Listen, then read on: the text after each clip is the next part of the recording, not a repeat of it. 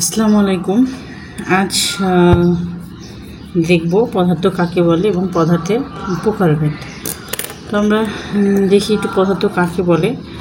পদার্থ, পৃথিবীতে দুটো জিনিস আসলে বিরাজমান, একটা হচ্ছে পদার্থ, একটা হচ্ছে শক্তি। তো পদার্থ কি? পদার্থ হচ্ছে যার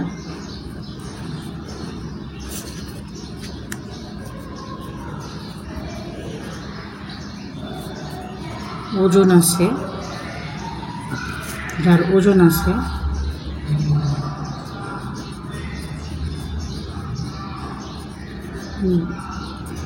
জায়গা দখল করে,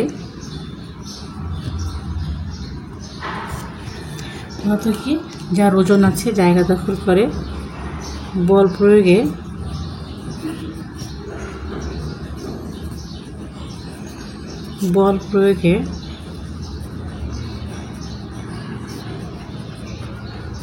বাধার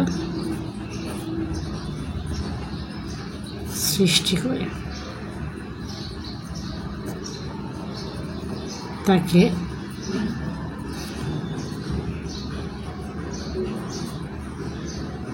পদার্থ বলে। পদার্থ কি? যার ওজন আছে, জায়গা দখল করে, বল প্রয়োগে বাধা সৃষ্টি করে, তাকে পদার্থ বলে। অর্থাৎ এই বৈশিষ্ট্যগুলো যার মধ্যে বিরাজমান তাকে কি বলে? পদার্থ বা বস্তু বলে। পদার্থ প্রকারভেদটা কি? পদার্থের প্রকারভেদ। পদার্থের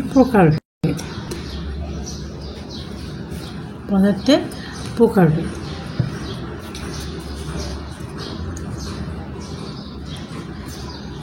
সাধারণত গঠনভেদে এবং অবস্থাভেদে পদার্থকে ভাগ করা হয়। তো গঠনভেদে পদার্থ হচ্ছে গঠনভেদে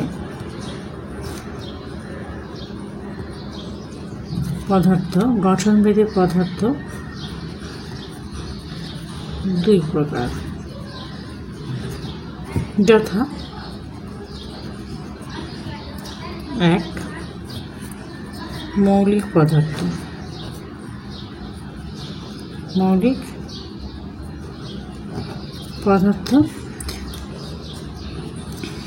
এবং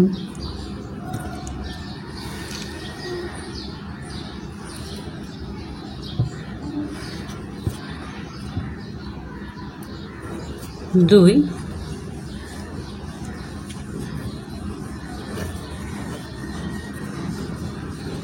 যৌগিক পদার্থ। তো মৌলিক পদার্থ কি? মৌলিক পদার্থ হচ্ছে যে পদার্থ ভাঙলে ওই পদার্থ ছাড়া আর কোনো পদার্থে পাওয়া যায় না, সেগুলো হচ্ছে মৌলিক পদার্থ। মৌলিক পদার্থ কি?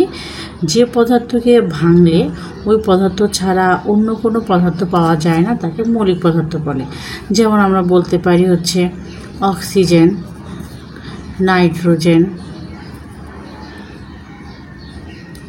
হাইড্রোজেন, অক্সিজেন, নাইট্রোজেন, হাইড্রোজেন ইত্যাদি। এগুলো সবই গ্যাসীয় পদার্থ। এই পদার্থগুলো ভাঙলে আমরা কি পাবো? শুধুমাত্র এই পদার্থগুলোই পাবো, আর অন্য কোনো পদার্থ পাবো না। ঠিক যৌগিক পদার্থ হয় কি? যে পদার্থকে ভাঙলে একের অধিক মৌলিক পদার্থ পাওয়া যায়, তাকে যৌগিক পদার্থ বলে। যে পদার্থকে ভাঙলে একের অধিক মৌলিক পদার্থ পাওয়া যায়, তাকে যৌগিক পদার্থ বলে। যেমন উদাহরণ হিসেবে বলতে পারি পানি, কার্বন ডাইঅক্সাইড,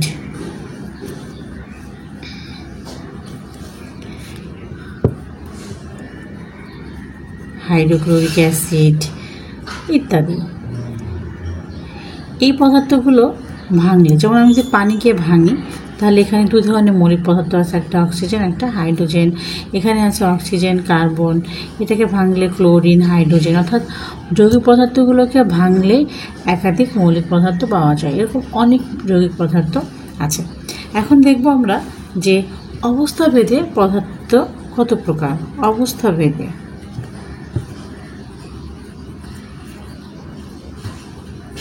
ভেদে পদার্থ 3 প্রকার। অবস্থা ভেদে পদার্থ কয় প্রকার? 3 প্রকার। যথা 1 কঠিন পদার্থ।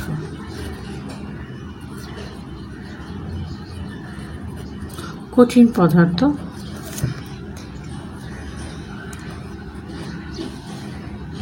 পদার্থ কোনগুলো?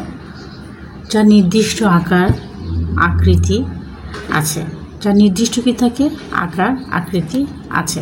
যেমন আমরা বলতে পারি আমাদের বেশিরভাগই দেখা যাচ্ছে যে কঠিন পদার্থ, যেমন আমরা চেয়ার, টেবিল, বই খাতা, আসবাবপত্র, লোহা, এগুলো কি কঠিন পদার্থ। যেমন আমরা লোহা বলতে পারি, লোহা, সোনা,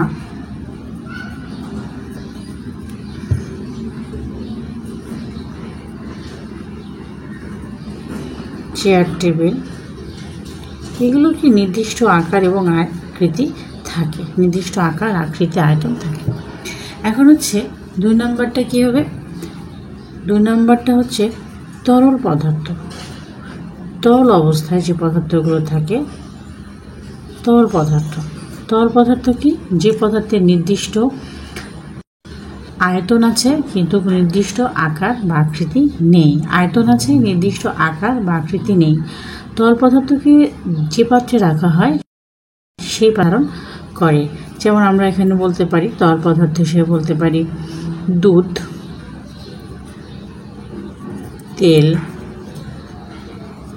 পানি ইত্যাদি। দুধ, তেল, পানি ইত্যাদি। আর 3 নম্বর হচ্ছে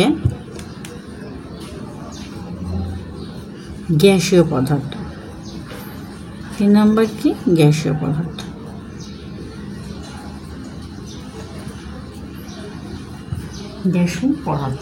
গ্যাসীয় পদার্থ কোনগুলো? যার নির্দিষ্ট আকার আকৃতি আয়তন কিছুই নেই। নির্দিষ্ট আকার আকৃতি আয়তন কিছুই নেই। যখন যে পাত্রে রাখা হয় তখন সেই পাত্রেরই অর্থাৎ পাত্রের আয়তনটাই হচ্ছে গ্যাসীয় পদার্থের আয়তন। তাহলে গ্যাসীয় পদার্থ কোনগুলো? অক্সিজেন, নাইট্রোজেন, হাইড্রোজেন ইত্যাদি, কার্বন ডাইঅক্সাইড ইত্যাদি হচ্ছে গ্যাসীয় পদার্থ। তাহলে আমি একটু রিপিট করছি যে পদার্থ কাকে বলে? পদার্থ হচ্ছে যার ওজন আছে, জায়গা দখল করে, বল প্রয়োগে বাধা সৃষ্টি করে, তাকে পদার্থ বলে। পদার্থ গঠনভেদে পদার্থ 2 প্রকার। গঠনভেদে পদার্থ কয় প্রকার? গঠনভেদে পদার্থ 2 প্রকার। একটা হচ্ছে মৌলিক পদার্থ, একটা হচ্ছে যৌগিক পদার্থ। মৌলিক পদার্থ কোনগুলো? মৌলিক পদার্থ যাকে ভাঙলে ওই পদার্থ ছাড়া আর অন্য কোনো পদার্থ পাওয়া যায় না। যেমন অক্সিজেন, নাইট্রোজেন, হাইড্রোজেন, এদেরকে ভাঙলে আমরা কেবলমাত্র অক্সিজেনই পাবো, এবং নাইট্রোজেনকে ভাঙলে নাইট্রোজেনই পাবো, হাইড্রোজেনকে এভাবে যত মৌলিক পদার্থ আছে তাদেরকে ভাঙলে কেবলমাত্র ওই পদার্থটাই পাওয়া যায়। যৌগিক পদার্থ কোনগুলো? যৌগিক পদার্থ হচ্ছে যে পদার্থকে ভাঙলে একাধিক মৌলিক পদার্থ পাওয়া যায়। যেমন পানি, কার্বন ডাইঅক্সাইড, হাইড্রোক্লোরিক অ্যাসিড, এদেরকে ভাঙলে আমরা একাধিক মৌলিক পদার্থ এই যৌগিক পদার্থগুলো থেকে পাবো। অবস্থাভেদে পদার্থ 3 প্রকার। একটা হচ্ছে কঠিন পদার্থ, তরল পদার্থ, আর হচ্ছে গ্যাসীয় পদার্থ। কঠিন, তরল আর হচ্ছে গ্যাসীয় পদার্থ। তাহলে কঠিন পদার্থ কোনগুলো? কঠিন পদার্থ হচ্ছে লোহা, সোনা, চেয়ার, টেবিল, অনেক কিছু আমাদের বাসা বাড়িতে আছে যার নির্দিষ্ট আকার আয়তন আকৃতি সবই থাকে। তরল পদার্থ কেবলমাত্র নির্দিষ্ট আয়তন থাকে, কোনো আকৃতি বা আকার থাকে, সে পাত্রের আকার ধারণ করে, দুধ, তেল, পানি। গ্যাসীয় পদার্থ নির্দিষ্ট আকার আয়তন আকৃতি কিছুই নেই, অর্থাৎ পাত্রের আয়তনটাকে গ্যাসীয় পদার্থের আয়তন হিসাবে গণ্য করা হয়। যেমন অক্সিজেন, নাইট্রোজেন, হাইড্রোজেন, আরও অনেক। ওকে, আল্লাহ হাফেজ।